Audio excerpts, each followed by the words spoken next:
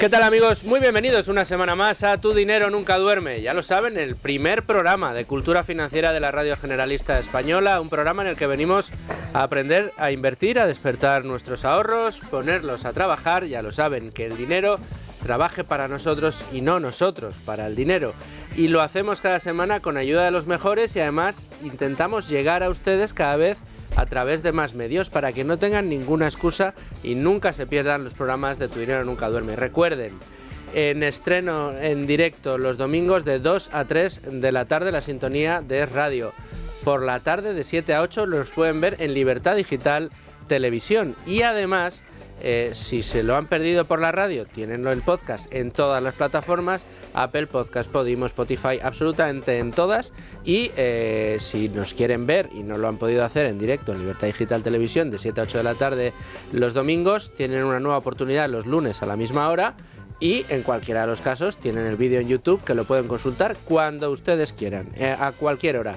Y si se les ha olvidado, el lunes lo tendrán publicado en Libertad Digital también en la web, tanto el podcast como el vídeo. Es decir, no tienen ninguna excusa, nos van a encontrar por todos los medios. Y si no, ahí están también nuestras redes sociales para que nos comenten o nos hagan llegar sus preguntas o incluso alguna sugerencia de programa. Pero como les digo, aquí venimos a aprender a invertir. Y a mí me gusta rodearme de gente buena, para mí los mejores, sin duda, para esta tarea. Y por eso tengo a mi derecha a Domingo Soriano. ¿Cómo estás, Domingo? ¿Qué tal, Luis Fernando? Fiel escudero, todas las semanas aquí conmigo, con su corbata y su ordenador. Eso es. Que siempre ayuda. Muchas gracias, Domingo, por estar aquí con nosotros. También tengo hoy a Manuel Llamas. ¿Cómo estás, Manuel? ¿Qué tal? Muy buenas tardes, Luis Fernando. ¿Cómo estás? Pues muy bien, sin duda uno de los mejores compañeros de viaje en esta aventura para aprender a invertir, como lo es desde Value School, Luis Alberto Iglesias. Luigi, ¿cómo estás? Muy bien, Luis Fer y amigos, ¿qué tal estáis? ¿Qué programa tenemos hoy, verdad, Luigi? Con dos amigos de la casa que además nos traen un informe calentito, casi recién salido del horno, y que es muy interesante y que vamos a tratar de analizar y de sacarle punta. Conmigo están hoy el CEO de Finicens, Giorgio Semensato. ¿Cómo estás? Buenas tardes, ¿qué tal? Pues muy bien, muy contento de estar aquí también con el director de inversiones de Finicens, con Kevin Comeyer. Kevin Comeyer, ya te cambia el nombre, Kevin, perdóname. ¿Cómo Hola, estás? Luis Fer, muy bien, un placer estar aquí. Bueno, pues el placer es mío y como ya estamos todos aquí presentados, pues vamos a empezar. Bueno, y hemos traído a Kevin y a Giorgio de Finicens para analizar un reciente informe que ha publicado Standard & Poor's, el índice SPIVA, a cierre de 2022, donde se analizan, y aquí viene una de las virtudes de este informe, datos reales de mercado que ponen en relación las rentabilidades de distintos índices, de distintos productos de gestión activa, y este año trae como novedad el hecho de que también añaden renta fija, es decir, nos dan elementos de análisis suficiente como para evaluar el comportamiento de los mercados durante este año 2022. Vamos a ver qué conclusiones podemos sacar, qué es lo que está diciendo este informe o por qué es tan importante. Y puesto que tenemos el informe y tenemos a los expertos, y tengo aquí a todos mis compañeros de mesa con boli y con papel preparados para preguntar, pues si les parece nos vamos directos ya a la entrevista. Bueno, Kevin, Giorgio, nos habéis traído este informe SPIVA, que hay que decir que es muy completo, muy amplio. Vamos a dejar en Twitter el enlace también para que lo puedan consultar nuestros oyentes. Bueno, os iba a hacer yo la primera pregunta, pero no me voy a saltar el protocolo que hemos establecido aquí en esta mesa, así que Luigi, desde Value School, tiene la primera de las preguntas. Luigi, todo tuyo. Bueno, y la primera cuestión que quiero señalar es que ¿qué significa SPIVA? Significa Standard & Poor's Index versus Active, es decir, es un informe que con datos, con tablas como las que vamos a comentar, da las cifras por las que, bueno, sistemáticamente, por sistema, por su naturaleza, los índices a largo plazo baten en rentabilidad a los fondos de gestión activa de todas las categorías. Es que es francamente apabullante. Lo que comentamos aquí de forma recurrente en el programa, los números lo respaldan y es lo que este informe, no sé la frecuencia con que se publica realmente, quizá cada año, ahora nos lo dirán Kevin o Giorgio, pero vamos, es año tras año tras año, los números cuentan la misma historia. Es cierto que información en las tablas la producen a 3, 5 y 15 años, creo que es ya un año vista, quizá. Un año siempre es muy corto plazo para sacar ninguna conclusión, pero esa es la conclusión irrefutable. Entonces, además, o abundando en lo que yo acabo de decir, Kevin, Giorgio, ¿por qué es importante echarle un vistazo? Eso sí, está en inglés el informe, a esta documentación, y qué lecciones resaltaríais, además de la conclusión palmaria, que es que a largo plazo, como hemos dicho tantas veces en este programa, la gestión pasiva bate a la gestión activa. Bueno, efectivamente, como comentas, Luigi, este reporte se produce cada 6 meses y lleva SPIVA, es decir, Standard & Poor's, que para quien no lo conozca seguramente os sonará por el Standard & Poor's 500, ¿no? El índice más importante, más conocido del mundo, pero básicamente Standard & Poor's es de las casas de análisis independientes más importantes del mundo, quizá la que más, y lo que viene haciendo desde hace 20 años, cada 6 meses, es producir este reporte. Este report tiene una base, y la base es efectivamente comparar la rentabilidad que los fondos tradicionales, es decir, de gestión activa, con distintas tipologías de inversión, es decir, renta variable europea, renta variable global, renta variable de Estados Unidos, etcétera, etcétera, pues mirando a los datos reales, a los resultados que han conseguido en el periodo anterior, pues ver qué tal lo han hecho, ¿no? Y para determinar esto de qué tal lo han hecho cuantitativamente, lo comparan esa rentabilidad contra el índice correspondiente, ¿vale? Y te dicen, bueno, básicamente, qué porcentaje de ellos, de 0 a 100%, consiguen hacerlo mejor, es decir, conseguir más rentabilidad mediante esa gestión activa que simplemente, pues, el índice, que es básicamente, hemos entendido, ¿no? El benchmark de cada una de ellas, exactamente, ¿no? El benchmark de cada una de ellas, que consiste, ¿no? La inversión indexada, como sabemos, consiste en seguir el índice y hacer todo lo contrario, no hacer una gestión activa. Entonces, es muy interesante porque te da efectivamente resultados a 1, 3, 5, 10 años, con lo cual puedes ver el paradigma de esta relación a muy corto plazo y a largo plazo, donde, como comentabas tú, lo que nos interesa la inversión, los resultados de largo plazo, porque sabemos que a corto plazo invertir es como tirar una moneda al aire, te puede salir bien o mal, tienes prácticamente la misma probabilidad, ¿no? En el largo plazo es cuando adquiere significado la inversión. Y año tras año, semestre tras semestre, los últimos 20 años, los resultados siempre, invariablemente, han arrojado la misma conclusión, que es una inmensa mayoría es decir, prácticamente todos los gestores activos, es decir, aquellos gestores que gestionan el fondo donde está invertido el 95% de los españoles, es decir, el 95% de las personas que nos están escuchando, tienen dinero en esos fondos, con lo cual le interesa mucho esta conclusión que vamos a comentar. Un porcentaje próximo al 100% de gestores activos no consiguen arrojar una rentabilidad superior a la del índice. Es decir, a cambio están cobrando comisiones para supuestamente añadir valor, y lo que hacen es ni añadirlo sino detraerlo.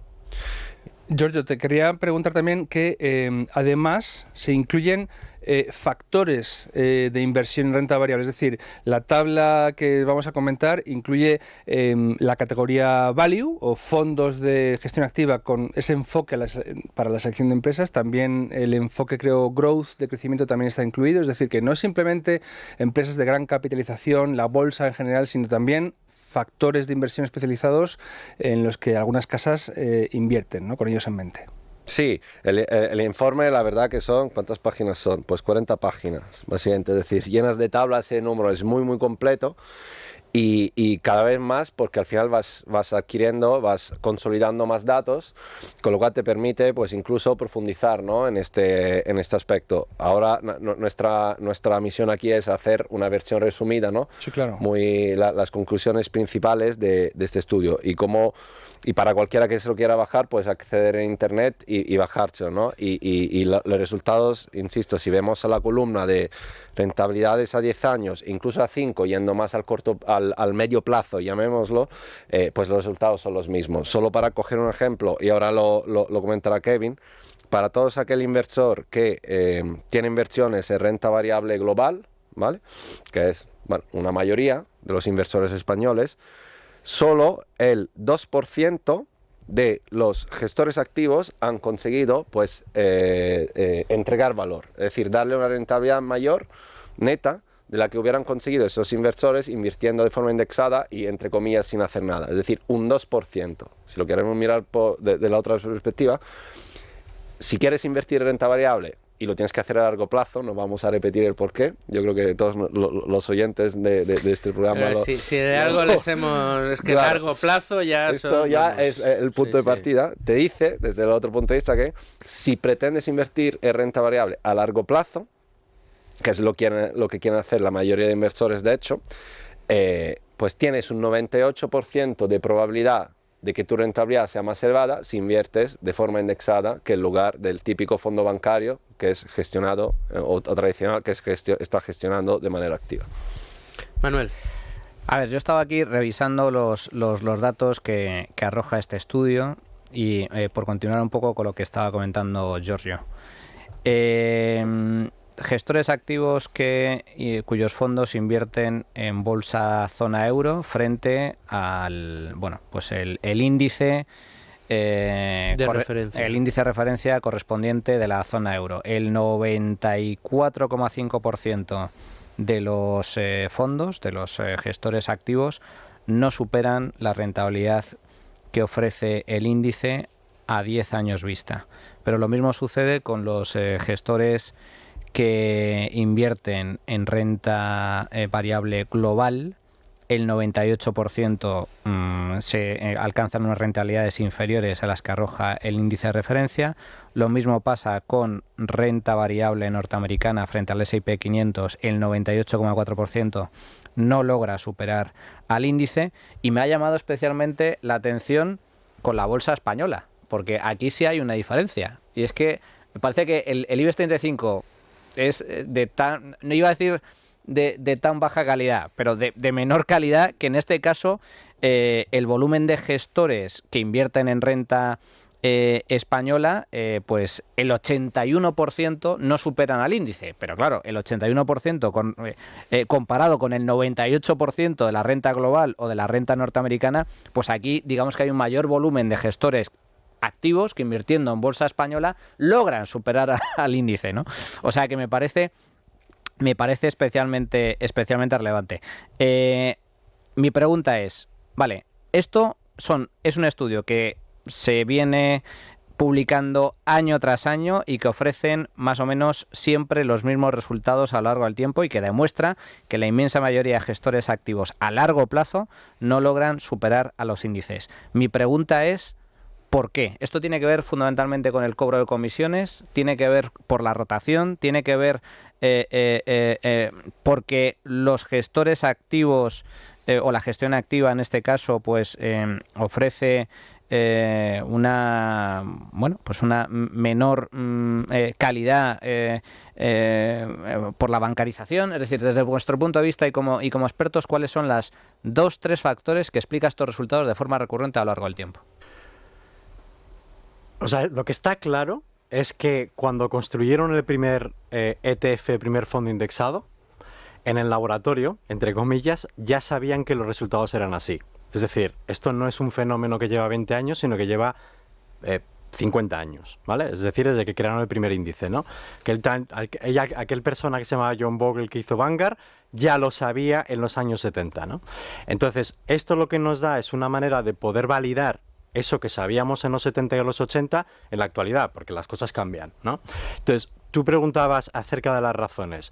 Costes, sin lugar a dudas, un factor. Es decir, al final los índices o un ETF, un fondo indexado, tiene un coste de 10, 20, 30 puntos básicos frente a una comisión de gestión de un fondo activo que es 1,5, 2, 2,5. Pues estamos hablando de, llámalo, entre 1 y 2% de rentabilidad anual, ¿no?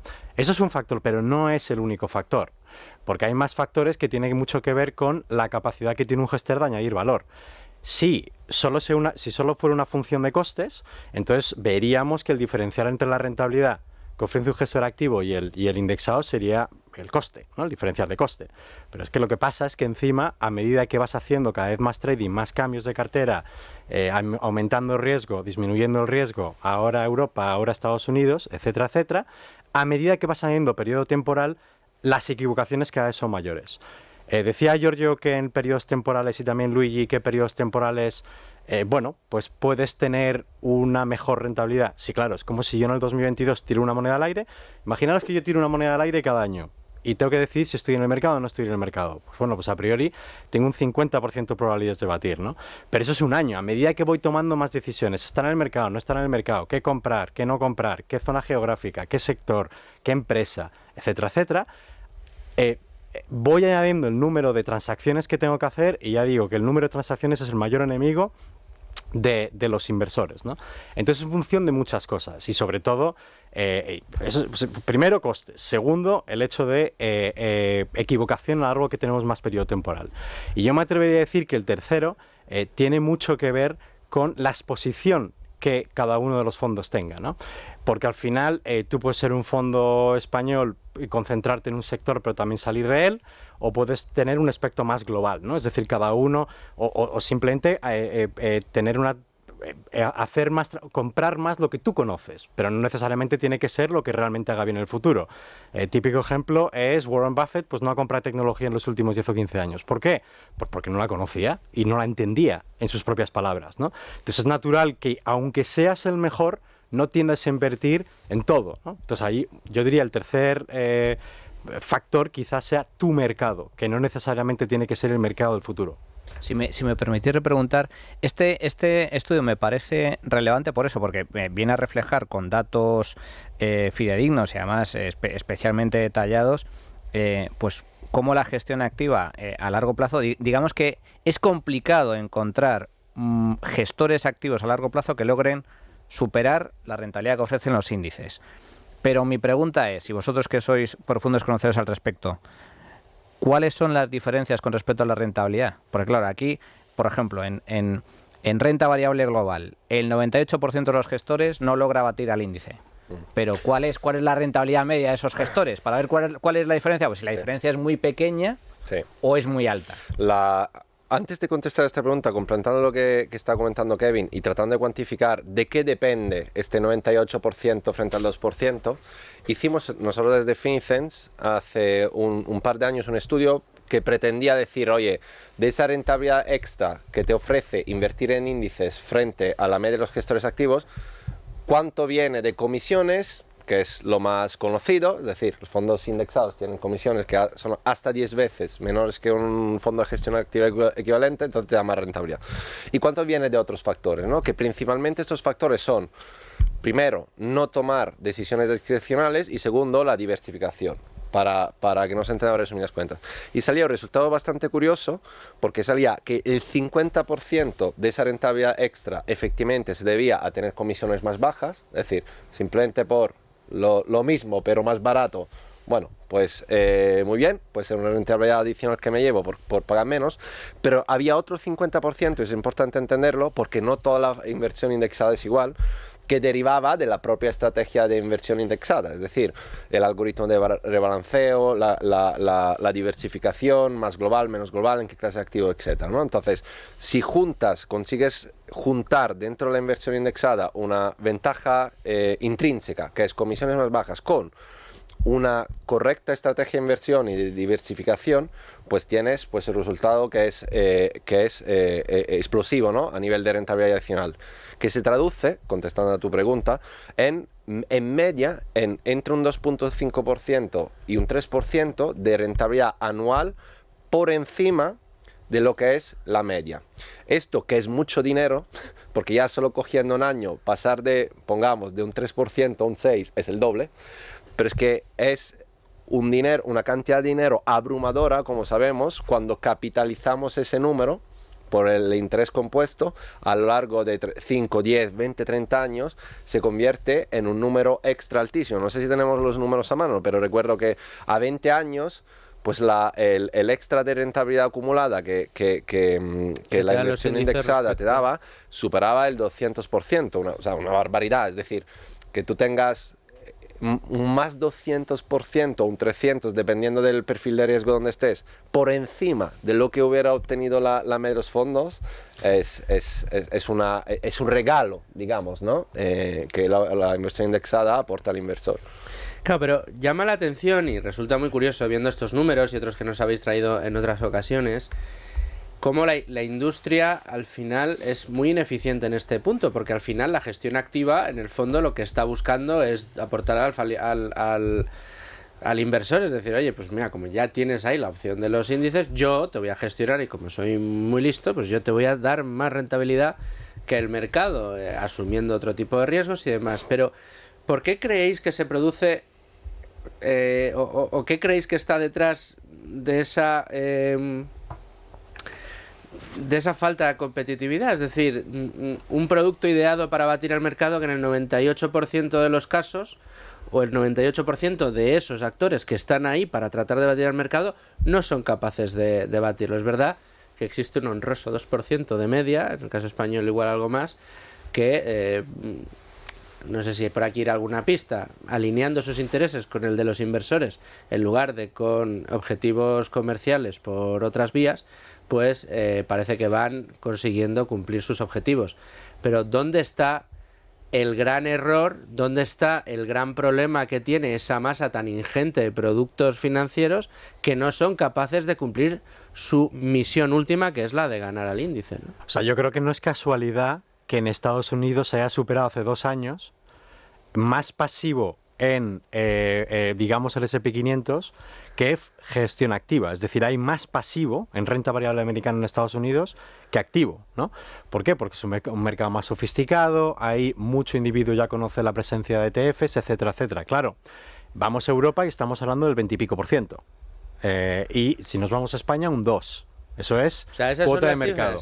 Cuota de mercado en gestión pasiva. Hablamos de ahorro de la gente, ¿no? El 50% hablamos está en de gestión pasiva, indexada, en Estados Unidos, un 20% en Europa, en España un 2%. Exacto. Entonces, ahí es donde vemos, Tela, ¿eh? claro, y ahí es donde vemos claramente que mercados más sofisticados, donde la gente, yo creo que en masa, ¿no? Tienen Pues, más conocimiento. más conocimiento financiero, ahorran mucha más competitividad, mucha más competencia y sofisticación, pues lo que hace es que la gente, sin lugar a dudas, haya optado por tomar una posición, bueno, o ahorrar, ¿no? A través de un vehículo pasivo, ¿no? O sea, eso no es casualidad que desde el, digamos, 2008, la tasa de crecimiento pasiva a nivel global, en la parte pasiva sea por 4 que la activa. Es decir, si uno ve lo que son los activos a niveles globales, pasiva está subiendo a una velocidad absoluta. Entonces, y claro, a mí me han hecho muchas veces esa pregunta de, oye, pero ¿hasta qué punto va a crecer la gestión pasiva? Y lo que está claro es que mientras que existan un 98% de fondos activos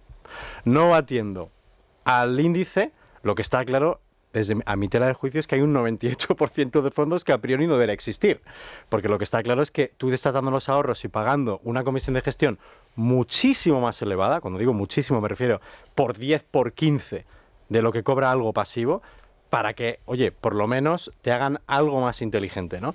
Entonces, y recalcar un 2%, lo que significa es que si hay 1000 fondos disponibles en gestión activa global, hay 20 que baten. O sea, que tú, como inversor, tienes que estar intentando buscar a 900, o sea, de los 1000, 980 no baten, 20 baten. Entonces, ¿cuál es la probabilidad? O sea, ¿qué probabilidad tienes tú de elegir uno de esos 20?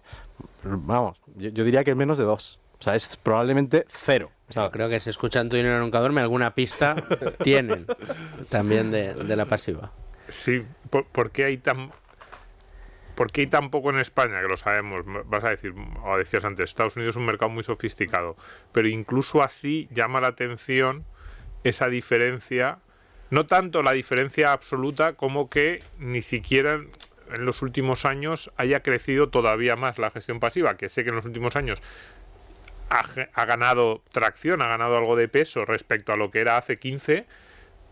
Pero yo cuando has dado esta cifra, era la pregunta que te iba a hacer, ¿cuánto tiene España? Y cuando te has adelantado en tu respuesta anterior, digo, ¿y por qué es tan baja todavía? Porque a pesar de que el crecimiento es alto, y es verdad, porque, oye, hace unos cuantos años no había nada en España y ahora probablemente hay miles de millones, el problema es que tú tienes prácticamente la mayor parte española en cuanto a fondos, si veis las cifras, son fondos bancarios. O sea, fondos bancarios de miles de millones. O sea, BBVA, bueno, todos los bancos, ¿no? Entonces, ¿qué pasa? Aunque tú crezcas un par de millones, miles de millones, que es mucho, pues como sigue habiendo 200 y pico mil millones prácticamente controlados por la... O sea, tiene mucho que ver con la estructura que existe en cada país. No es lo mismo España que a lo mejor Alemania, otro país, ¿no? Entonces tiene que mucho ver con el dominio que tienen actualmente las entidades financieras en cuanto a lo que hacemos. Hay mucha gente que no sabe nada, yo creo que ahí estaréis de acuerdo conmigo, y que tienen un fondo de inversión pues porque han ido a hablar con su abajo en el banco y les han dado Su comercial les han dado un fondo.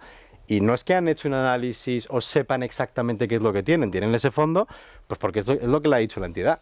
Y entonces yo creo que eso es un poco la realidad en España, y por eso precisamente venimos aquí, y gracias a vosotros, pues a contar las cosas como son. Sí, pero llama la atención el nivel de ineficiencia tan grande. Es que, claro, pues es que dices, sí, pero entonces los bancos, ¿qué pasa? ¿Que es que les gusta tener fondos ineficientes? ¿Les gusta tener fondos que no baten al índice? Yo sigo pensando que es un problema de asignación de intereses, es decir, de alineación de intereses entre lo que busca el banco y lo que busca el cliente, y luego el objetivo que persigue cada uno de los fondos, porque en muchas ocasiones son fondos que están emitidos porque, pues yo qué sé, pues ahora todo el mundo habla de tecnología, pues fondo en tecnología, todo el mundo habla de blockchain, fondo especializado en empresas de blockchain. Entonces es casi más un catálogo de productos centrado un poco en las tendencias, o yo no sé si ese es o detrás de verdad hay una búsqueda de un objetivo. Yo creo que hay un poco de todo, perdón que me meta, y también, por ejemplo, y me gustaría saber la opinión vuestra, la de Luigi, Manu, porque yo creo que hay un poco de todo, lo hemos comentado muchas ocasiones, pero hay un punto en el que hay muchos fondos de la industria financiera que es imposible que consigan mejor resultado que la media del mercado, porque no quieren obtener mejor resultado que la media del mercado. Bueno, esto no se lo dicen al cliente, pero son fondos, los que llamamos fondos de gestión activa-pasiva, o al revés, nunca sé si decir activa-pasiva, que son fondos que tienen comisiones y costes de gestión activa, pero que el subyacente ves los activos en los que están invertidos y replican, no exactamente como podría hacer a lo mejor un fondo de gestión pasiva, pero se acercan mucho a replicar el índice. Que básicamente son fondos que lo que quieren es tener tranquilos a sus clientes, decirles más o menos estás haciendo lo mismo que está haciendo el mercado, los años que suben está subiendo, los años que bajan te dicen, no, bueno, es que es normal que está bajando. Entonces, claro, ahí hay un porcentaje muy alto de fondos que es imposible que estén por encima de la media, porque hacen lo mismo que la gestión pasiva, pero cobrando 2 puntos más de comisiones, con lo cual es que es lo lógico. Ahí yo entiendo a algunos gestores activos que a veces dicen, es que a estos deberían sacarlos de la comparativa y deberían solo contarnos a los que estamos haciendo realmente gestión activa real. Yo ahí esa queja la entiendo y creo que es real que en estas comparativas a veces se mezclan, pero eso no quita para que estos fondos que yo digo de gestión activa pasiva son de los más grandes de la industria, o sea, son de los que están llevándose más dinero del cliente, que eso es ya el absurdo sobre el absurdo. Claro, eso ya sí que directamente no tiene ningún sentido. De hecho, yo me atrevo a ir más allá de lo que acabas de decir. No es que deberían de quitarlos de la tabla. El regulador debería meterle mano y cerrarlos, porque eso es un fraude, eso es lo que es. Es decir, tú estás vendiendo un producto de gestión activa con comisiones de gestión activa y por detrás realmente no estás haciendo gestión, con lo cual estás condenando, o sea, no tan solo te estás evitando todo el trabajo porque la gestión no la tienes, es decir, un poco de maquillaje, pero realmente no la tienes, sino que también le estás cobrando una comisión totalmente fuera de lugar al inversor por no hacer nada. Entonces yo creo, y de hecho el regulador ya ha metido mano en varias ocasiones esos fondos, pero sin ir hasta el final hasta ahora, ¿no? Esa es la realidad. Y eso efectivamente es una plaga del mercado porque es un producto muy fácil, digamos, de gestionar a nivel emocional desde el punto de vista comercial de cara al cliente, pero tú realmente lo que estás condenando es al cliente a pagar mucho por algo subóptimo y que el cliente podría obtener de la misma manera, pues invirtiendo de forma indexada, pero bien. Giorgio, Kevin, hay una novedad en este informe que es lo que lo hace más interesante, y es que normalmente este tipo de informes que se vienen publicando desde hace ya bastantes años, creo que es un informe que se publica cada 6 meses, 2 veces al año, y como digo, bueno, no hay grandes diferencias porque efectivamente a largo plazo se ve especialmente como la inversión indexada supera en la mayoría de ocasiones a la gestión activa. Pero la novedad de este informe es que incluye también comparativa de renta fija, cosa que antes no sucedía. ¿Qué ofrecen los datos y qué arroja el informe respecto a esto? Sí, ese es un punto muy interesante porque nosotros la semana pasada participamos en la conferencia que dio aquí en Madrid Larry Fink, que es el CEO y fundador de BlackRock, que es la gestora más grande del mundo. El gestor al que dejó plantado el presidente del gobierno. Exactamente, esa misma. Para luego pedirle las viviendas. Y entre otras cosas estuvimos con la gente de Standard & Poor's, que nos comentaron directamente que una novedad de este año es que este informe, que lleva 20 años produciéndose, este año también incluye, no tan solo cubre la parte de renta variable, sino aporta datos de renta fija. ¿Esto por qué es interesante? Por dos razones. Primero, porque efectivamente la mayoría de inversores españoles tienen una parte de renta variable y una parte de renta fija, con lo cual, bueno, pues sí, tiene todo el sentido del mundo la renta variable, pero ¿qué de la renta fija, no? Y segundo, porque ante esa falta de un informe bien estructurado e independiente a nivel global de datos sobre la renta fija, pues el sector de la gestión activa tradicional pues utilizaba esta laguna, digamos, de datos para tratar de defender pues lo que era su gestión. Decir, vale, muy bien, venga, si queremos admitimos que la parte de renta variable lo hace mejor la inversión indexada, pero es que nosotros que somos más fuertes en renta fija, pues ahí ganamos, ¿no? Entonces es muy importante porque, como veremos en los resultados, pues también en la renta fija pasa lo mismo, es decir, que a largo plazo solo un porcentaje muy bajo de gestores consigue ganar al índice, ¿no? Solo dos números y luego complementa Kevin, ¿no? Renta fija gubernamental europea, más del 88% de gestores activos no baten al índice. En el caso de renta fija corporativa, un 80%. ¿A qué plazos? A 10 años. 10 años. Y ahora vamos a una cosa curiosa. Si miramos el dato, es decir, misma moraleja de la historia, si inviertes tanto renta variable como renta fija o una combinación de los dos en carteras mixtas, la mayoría de gestores activos no te van a ofrecer una rentabilidad adicional a cambio de las comisiones que pagas. Es decir, que te conviene buscar una alternativa indexada, ¿no?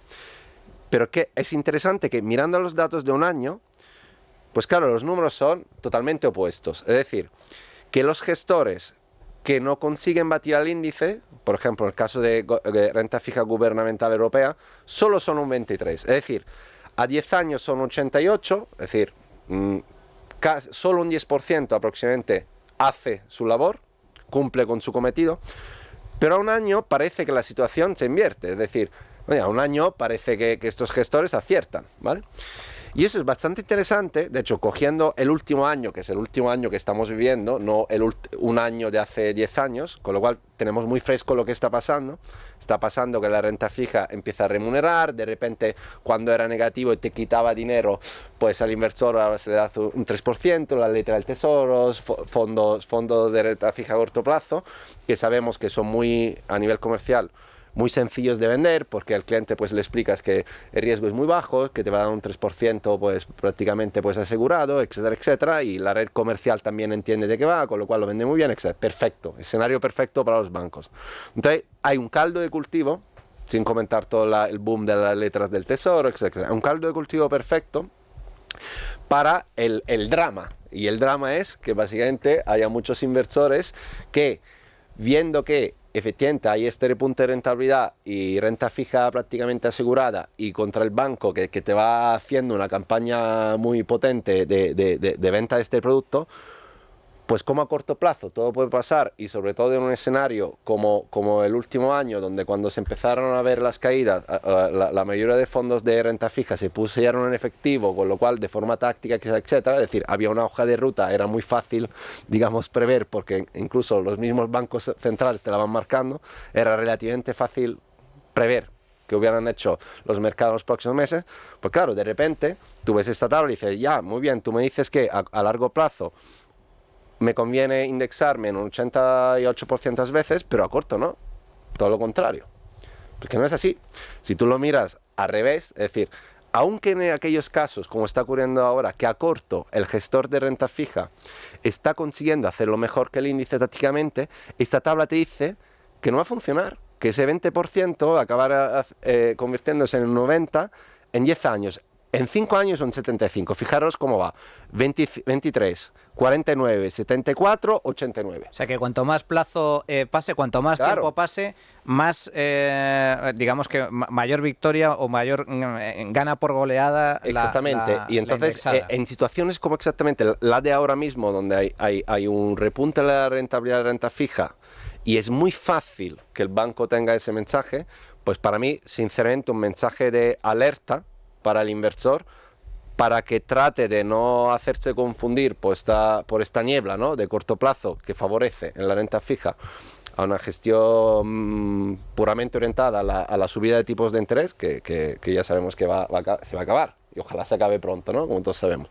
Cuando a largo plazo la tabla te dice que vas a estar condenado al mismo resultado también en renta fija. Bueno, pues creo que querías apuntar una última cuestión, Luigi. Bueno, quiero apuntar que ya lo abundaremos sobre ello en la tertulia, ¿no? Pero si un inversor hubiese acertado con algún fondo temático, por ejemplo, es que lo digo porque un estudio de Pablo Fernández, al que me refería yo hace poco en una conferencia en Value School, plantea una lista de los que mejor lo han hecho en los últimos 15 años, han sido justamente esos fondos de la banca, que han invertido en lo que lo ha fulminado todo, que ha sido la tecnología y la farmacia. Tú llegas a estar en esos fondos y dices, bueno, pues este informe está equivocado.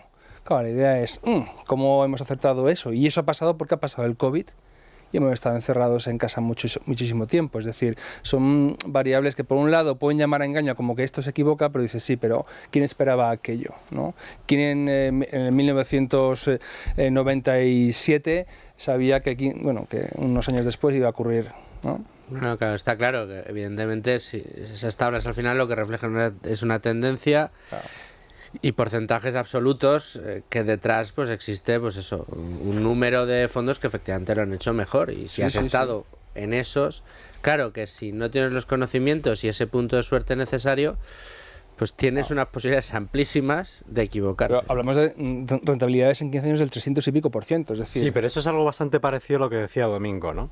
Es decir, eso no es la habilidad del fondo, es la suerte que has tenido tú en haber identificado en 1999, post.com, en el 2002-2003, que tenías que haber comprado el BBVA Telecomunicaciones. Sí, efectivamente, son ese tipo de fondos. Pero eso no es el BBVA que te ha dado, que ha sido un muy buen fondo, magnífico, probablemente esté por debajo del índice, si miramos el Nasdaq. Pero bueno, en eso no me quiero meter. La realidad es que ha sido tu suerte como inversor, que un día te dio una inspiración divina y decidiste invertir en tecnología. Decidiste invertir y te mantuviste ahí. Porque luego si llega el gestor, que de repente llega el incentivo por colocarte otro fondo y te quita de ese y te mete en el otro, que eso también pasa. Recordar que toda la gente que estaba en España en tecnología, pre.com, tardó prácticamente una década en recuperar el dinero que tenían invertido. Y seguramente conocemos, mi madre estaba ahí, se tenía en producto en tecnología y tardó, ya te digo, 10 años en un producto bancario en recuperarlo. O sea que claro, si tú lo ves desde el 2003, ¿no? O sea, por recuperación hasta ahora es insuperable. Pero vuelvo a repetir, ¿cuál es la probabilidad que tenemos un inversor medio de poder identificar esa nueva huevos de oro, esa nueva tendencia? Yo creo que es cercana al cero. Y que se mantenga en el tiempo. Claro. de esos que sufrieron el estadio de la burbuja, la inmensa mayoría perdieron porque salieron, vendieron y no esperaron ni siquiera recuperar ni nada por el estilo. Y otras veces porque perdieron y no hubo posibilidad de recuperar. Muchos recuperaron. El problema es que a lo mejor recuperaron, llegaron al 2006-2007, ya vieron que el capital está recuperado después de una década. Y tú dile a alguien que no venda después de recuperar, y muchos vendieron. Lo que pasa es que había que haber esperado otra década más. Yo digo, si tenéis conversaciones con alguien que haya pasado este ciclo, imaginar que estáis hablando con vuestros padres o tíos o familiares. Haber estado 15, 20 años esperando a recibir algo es complicado. Eso es. Bueno, lo que no van a tener que esperar nuestros oyentes es a echarse a la cara ese informe, porque ya lo tienen colgado en nuestro Twitter, ahí lo pueden encontrar. Hay que saber un poco de inglés, pero vamos, es bastante intuitivo para poder echarle un vistazo, y a vosotros no voy a esperar más de un mes para teneros aquí otra vez, así que espero que podamos hablar de temas también muy interesantes como el que hoy nos habéis traído. Giorgio Semensato, Kevin Comeyer, muchísimas gracias a los dos desde Finicens por acompañarnos esta semana en Tu Dinero Nunca Duerme. Un placer, como siempre, a todos. Nos vemos muy prontito de vuelta y nosotros nos vamos ya corriendo a la tertulia. ¿Estás harto de bajas rentabilidades? ¿No quieres seguir pagando altas comisiones? Traspasa tus fondos de inversión a Finicens y podrás obtener una mayor rentabilidad. Más información en el 910-483-004 y en finicens.com. Finicens, especialistas en inversión pasiva. Letras del Tesoro, depósitos. Si eres de los que siempre quiere más para tus ahorros, escucha. Nuevo fondo de inversión a vencimiento Santa Lucía Renta Fija 2024. El producto que estabas buscando para beneficiarte de las altas rentabilidades de la renta fija. Entra en santaluciaam.es y contrata online. Santa Lucía AM. ¿Sabes ahorrar? Sabemos invertir. Bueno, como siempre, un tema interesantísimo el que nos ha dejado encima de la mesa Finicens. Y digo que como siempre porque yo creo que aquí ninguno me dejaréis mentir si os digo que el tema de la gestión pasiva, con aquellos oyentes y amigos con lo que han aprendido a invertir con nosotros, es una de las piezas predilectas, es uno de los activos que más fácilmente se entienden y quizá por el que primero empiezan muchos de estos amigos que se acercan a la inversión por primera vez y que llevan escuchando el programa una buena temporada. Tenemos delante de nosotros un informe que, digo, uno de los valores importantes que tiene es que recoge datos reales de mercado, no estimaciones, no hace, lucubraciones a futuro, no hace proyecciones, no, los datos reales de mercado, y recoge esos porcentajes de los que hemos estado hablando. Evidentemente da la sensación de que, contándolo como lo hemos contado, toda la gestión activa es una basura si tenemos en cuenta las rentabilidades que da la gestión pasiva o los índices de referencia.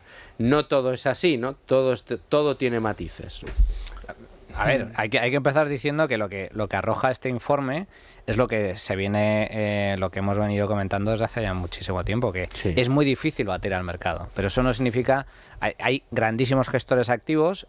El informe también recoge que muchos de estos gestores activos obtienen una rentabilidad inferior a la del índice de referencia, pero obtienen rentabilidad, lo cual es importante. Luego, es importante también ver en función de cuál es el índice de referencia, porque como comentaba antes, pues en renta variable global y en renta variable norteamericana, realmente son muy pocos los gestores activos que logran batir a los índices a largo plazo, a 10 años vista.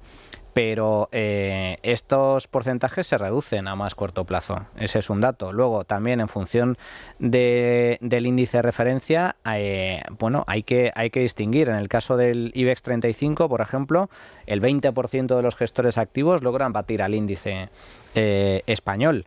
En renta variable italiana, el 25% logra batir al índice de referencia.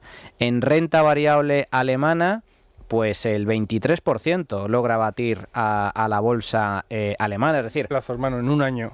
No, a 10 años. No, los alemanes y los italianos no están mal, incluso las cifras en absoluto de las rentabilidades que se ven luego en las tablas un poco más avanzado el informe no son malas. De hecho, en alguna de las tablas, justo el mercado italiano, no sé por qué, es el único en el que hay una pequeña diferencia a favor, en algunas de las tablas, a favor de los gestores activos. Es muy mínima, la verdad, es de centésimas, de hecho, ni siquiera de una décima, pero sí que hay una pequeña diferencia.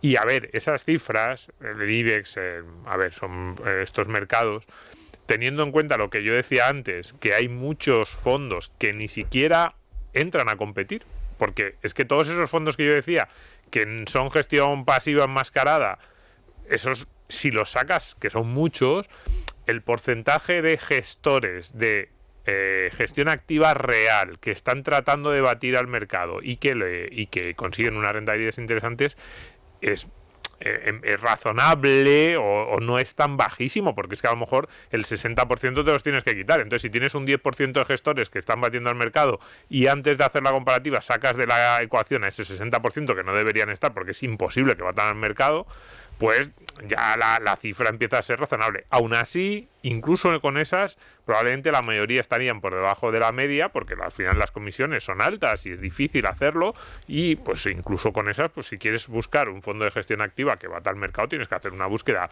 importante y no te garantiza nada. Yo lo que siempre digo es que la gestión pasiva es lo que te garantiza es que la medalla de plata, el 6%, esa cifra que siempre decimos entre el 6 y el 7%, que es lo que ha hecho la bolsa a medio plazo. eso lo tienes bastante seguro, entre comillas, porque en la vida no hay nada seguro, pero lo tienes bastante ahí. Entonces, al que no quiera demasiados riesgos, pero sí que quiera algo de rentabilidad, es una opción, vamos. Yo por eso me extrañan tanto los datos de España, porque debería ser la opción por defecto para el 90% de los inversores. Debería haber un nicho pequeño de inversores más sofisticados o incluso con más conocimientos o más tiempo que estuviese buscando ese alfa. Y el resto es que, ¿para qué complicarse la vida si es que lo tienes tan fácil como esos fondos de gestión pasiva, un robo-advisor o cualquier opción? Esto que comentas, Domingo, me parece muy importante porque efectivamente yo creo que una de las claves que explica estos datos es que realmente se vende en el mercado como gestión activa lo que muchas veces no es gestión activa, sino es básicamente, son fondos que en gran medida vienen a replicar en gran medida los índices, ¿no? Lo que pasa que, bueno, digamos que es mucho más fácil de vender de forma proactiva a través de la red bancaria o de los grandes fondos de inversión, determinados fondos, que al llevar tú la iniciativa directamente indexarte a un determinado índice, ¿no? Pero yo creo que esa es una de las razones, efectivamente, que hay mucha renta, mucha gestión activa que se vende como tal, pero no es real, por así decir. Y luego, claro, si se le aplica, si vendes como gestión activa lo que no es, pero le aplicas las comisiones de la gestión activa, pues evidentemente la rentabilidad que vas a obtener es inferior. Por eso la venden como activa, porque tú no puedes vender un índice y cobrar el porcentaje, porque entonces el cliente, incluso aunque el que no sabe nada, te va a decir, oye, para comprar un índice me lo están vendiendo aquí muchísimo más barato. Entonces, claro, para tú poder cobrar comisiones de gestión activa tienes que decir que es gestión activa, aunque luego, en el momento en que rascas un poco, no lo sea. Dicho lo cual, a ver, algo siempre hay, o sea, algo se separan de índice, pero es como ves que es una réplica del 80% y luego se separan un poquito y claro, los resultados que van a ser, pues eso, pues muy parecidos. Bueno, quiero abundar en lo que dijimos al final de la primera parte y en la frase que ha comentado Kevin, que ha terminado diciendo que ¿quién es capaz de esperar esos 15 años a lo mejor de inversión para recoger lo que su inversión le va a dar, ¿no? Es decir, que el factor humano es tremendamente importante en lo que al final el inversor acaba recogiendo de su inversión. Volviendo al estudio de Pablo Fernández que yo citaba, la tabla, y cito de memoria, una página del informe presentaba dos tablas, los fondos que más habían rentado y los que menos, y en cada parte de la tabla había como unos 10 títulos. En los que más habían rentado estaban gestoras como BBVA, Mapfre, CaixaBank, es decir, ING. No había ING, claro, pero el fondo de ING que aparecía, me lo voy a inventar, de los 10 que más habían rentado, aparecía el cuarto o el quinto, era el indexado de ING al SP500. Y hablamos de rentabilidades del 200 y pico %, o sea, francamente apabullantes. Claro, los que estaban por encima eran todos, no sé, del tipo, me lo invento, BBA Telecomunicación, no sé qué, Nasdaq, era claramente invertidos en tecnología y farmacia o salud, ¿no? Los sectores que con el COVID dentro y el desarrollo de... Bueno, y con el COVID dentro y los años en que los índices de por sí estaban propulsados ya por las Apple, las Amazon, las Facebook, las Google y las Netflix de turno, lo han hecho extraordinariamente bien, en periodos, como digo yo, de 15 años, ¿vale? Que son los que contempla Pablo Fernández en su estudio. Claro, la clave aquí es, eso existe, eso es gestión activa bancaria, a lo mejor muchos de esos fondos del BBVA o Mapfre o CaixaBank llevan parte del SP500 como parte de la cartera, no lo sabemos, yo no tengo aquí el desglose de la cartera, pero la clave es la que decía Kevin, ¿no? ¿Qué inversor normal que va a un banco a hacer una inversión en un fondo que le recomiende su gestor bancario, su comercial de ventas, aguante esos 15 años para un sector que a lo mejor la rentabilidad la hace en los últimos 5 del periodo de 15 en que ha estado invertido, ¿no? Bueno, y eso no es solo eso, sino un poco a lo que comentaba antes Domingo, que a mí me parece muy importante, y es... se dice muchas veces esto que estábamos comentando de falsa gestión activa, pero es verdad que existe. Yo he asistido hace pocas fechas a unos seminarios especiales con unos especialistas del sector que hablaban precisamente de la formación de los gestores de fondos y de usos y costumbres en las propias gestoras de las grandes distribuidoras en la conformación de sus carteras dentro de los fondos de inversión que ofrecían a sus clientes. Estoy hablando siempre de gestores activos. Y estos especialistas nos decían que en ocasiones, si ellos no estaban consiguiendo un performance, unas posiciones en cartera que lo estuvieran haciendo mejor que el índice, pues que en momentos, si no durante todo el año, pero sí en momentos del año, vendían parte de la cartera y replicaban un índice. Claro, ahí levantamos unos cuantos la mano y dijimos, pero entonces están estafando al cliente porque le están ofreciendo el mismo performance que tendrían en caso de contratar un ETF o contratar un fondo indexado y fiarse al mercado con muchas menos comisiones de los que este gestor que usted me está comentando dice, ya, pero bueno, ese gestor en un momento determinado puede apuntarse al carril del índice y en otro, si ve que hay más alfa por otro sitio, pues tirarse. Pero si este decía, pero si la conclusión del gestor es que no es capaz de generar alfa por encima del índice, pues mejor agarrarse al índice. Digo, claro. Ya, pero eso implica una serie de problemática añadida con el cliente muy importante, ¿no? Y es cierto que eso ahí también hay una cuestión que es la pescadilla que se muerde la cola, que es hasta qué punto el cliente no le está pidiendo eso, ¿eh? Que para mí eso es un tema muy importante. Es decir, muchas veces esos gestores y esas grandes gestoras del sector financiero, que estamos todo el día, parece que no estamos mintiendo con ella, muchas veces son presa de sus propios clientes. Es decir, ellos son capaces de explicarle al cliente que si el índice está haciendo un 15, ellos están haciendo un 14, bueno, un poquito menos, pero más o menos, 13,5, 14... Y eso el cliente, bueno, hombre, vale, sí, el 15 yo no estoy haciendo lo mismo, pero bueno, a lo mejor el año que viene superamos un poquito y el cliente se queda tranquilo. Pero no son capaces de explicarle al cliente que si el índice está haciendo un 15, tú estás haciendo un 3. Y ahí, claro, el gestor, la gestora, la entidad, todos los que están ahí implicados, a lo mejor no les gusta mucho lo de replicar el índice o lo de estar siguiendo una estrategia casi de gestión pasiva, pero dicen, oye, es que el cliente me monta un cirio en la sucursal si cuando su amigo está haciendo el 25 o en los mercados o las noticias dicen que el IBEX lo está rompiendo o el índice tecnológico no sé qué, yo le digo que nosotros estamos 10 puntos por debajo y que además no llevamos nada de tecnológicas porque creemos que está sobrevalorado. El cliente sale de la sucursal gritando, pues me llevo el dinero y se va al otro banco que le dice, no, yo tengo aquí un fondito que este año está haciendo un más 13. Y que probablemente le tengan a mitad indexado. Claro, entonces ahí por eso digo, ¿qué parte hay de culpa del sector y qué parte hay de culpa del cliente? Yo creo que hay un poco de todo. Y al sector le gusta mucho. Ni al sector le gusta mucho informar, pero tampoco a los clientes es que piden lo que piden. Y es que a veces los clientes piden lo que sabes que va a ir mal. Es que parece que esto aquí tenemos un discurso diferente. Pero yo con la gran mayoría de las personas con las que me cruzo, lo que te piden es estar haciendo más o menos lo que el resto. Y entonces, pues, ¿qué ofrecen los bancos? Pues cosas que hacen más o menos lo que el resto, pero un poquito menos. Pero también hay que tener en cuenta, hay que ver el otro lado de la moneda. Es decir, los índices a lo mejor pues obtienen, o a lo mejor no, a largo plazo obtienen una rentabilidad mayor que la inmensa mayoría de gestores activos, pero también al revés. Cuando caen los índices, muchos de estos fondos de gestión activa son algo menos volátiles y a lo mejor caen menos que el índice. Y también es lo que le permite al comercial de turno venderle al cliente, no, estate tranquilo, que bueno, tu fondo está perdiendo menos que la caída que está registrando el S&P 500, o el IBEX 35, o el Eurostoxx, etcétera. Es decir, que también eso hay que tenerlo en cuenta. También otro dato importante, y es que en la gestión activa normalmente siempre se reserva algo de liquidez en el fondo. En la gestión pasiva estás invertido al 100%. Y eso también es un punto a tener en cuenta.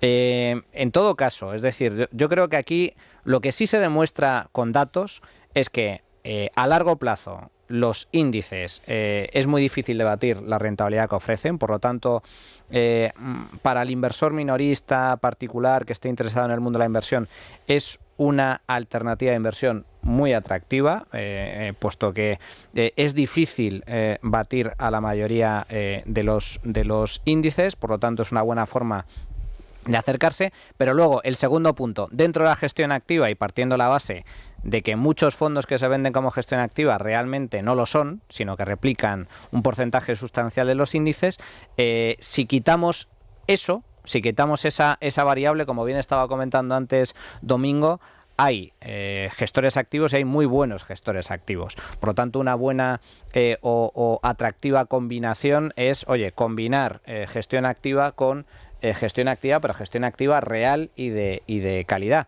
Porque es cierto que hay pocos gestores que logren batir a los mercados, pero los hay. Y de hecho, bueno, pues sobre ellos hemos hablado en multitud de ocasiones. Tenemos mucha suerte de que hablamos con muchos que baten precisamente a los índices, pero es verdad que no son los que dominan la industria de la gestión pasiva también. Oye, es importante decir que pues aquellos fondos o aquellos actores que son independientes pues siempre te ofrecen algo más de garantía, sobre todo porque ligan su éxito al tuyo, que al final es un poco pero aquí la labor que tiene que hacer, claves que siempre ponemos encima de la mesa. La labor que tiene que hacer el particular es, si está interesado en la gestión activa, profundizar en el análisis de los gestores y la gestión activa. Es decir, que no compre gestión activa pensando que es gestión activa cuando en realidad no lo es, sino profundizar en eso. Sí, bueno, yo creo que con que hayamos conseguido durante estos años de programa que nuestros oyentes, cuando les hayan ofrecido algo en el banco, se hayan interesado por ¿y esto realmente qué es? ¿Y qué empresas tiene esta cartera que me estás? ¿Y por qué está compuesta de esta manera? ¿Y cuánto tienes tú de esto que me estás vendiendo? Y pues mira, si por lo menos hemos conseguido que ese interrogatorio sea cada vez mayor y que cada vez se sepa más de qué es lo que uno quiere contratar, pues yo creo que es un granito de arena muy bien aportado por parte de este programa. Y sin duda, échenle un vistazo, señores oyentes, señores telespectadores, a este informe que es extraordinario. No tenemos tiempo para más. Domingo, Manolo, Luigi, nos hemos quedado sin tiempo, así que gracias a los tres por estar aquí, gracias a los tres por tratar un tema que no por haberlo tratado ya en otras ocasiones no deja de ser interesante, y además así nos lo siguen pidiendo nuestros oyentes. Y nada, ya a ustedes, señores oyentes, señores espectadores, pues les espero aquí la semana que viene con un asunto que seguro será de su interés, y les deseo que hasta entonces sean muy felices, amigos.